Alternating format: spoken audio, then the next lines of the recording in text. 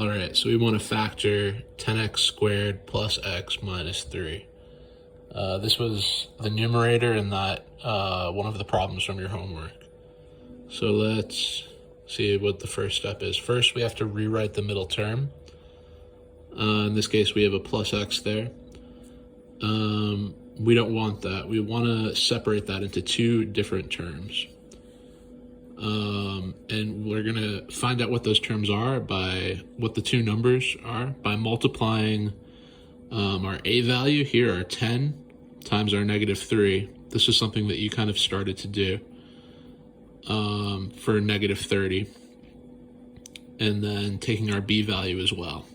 And that'll tell us that we need numbers that multiply to negative 30 and add to 1, our b value. Right, yeah, so this is just showing the work. A times c, 10 times negative 3 equals negative 30, b equals 1. So 6 and negative 5 fits that criteria, right? They multiply to negative 30 and they add to positive 1. So then we're going to rewrite now our original expression, 10x squared plus x minus 3, using a 6 and a negative 5 in our middle term. So it's going to look something like this, but not exactly this. Do you see what's wrong here? Yes, we use the two terms, but this is ungroupable because these two terms, the 10x squared and the 6x, don't have the same ratio as 5x to 3, or negative 5x to negative 3. We're looking for a way to configure it so that the two groups, right, the first two terms and the second two terms, will have the same ratio to each other.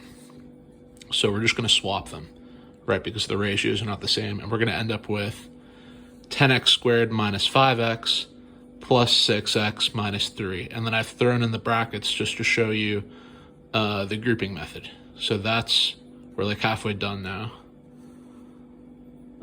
Now we need to pull out the biggest number we can from each of these two sets of brackets. And that's going to give us the greatest common factor if we've done everything right.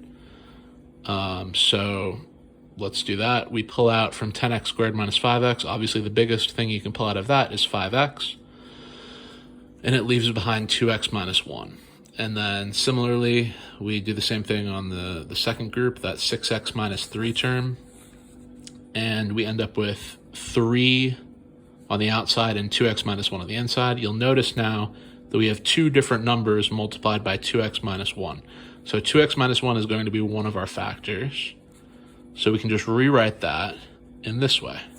We can rewrite that as 2x minus 1, right, times 5x plus 3, because each of those terms is multiplied by, well, one's multiplied by 5x, one's multiplied by 3, but they're the same term.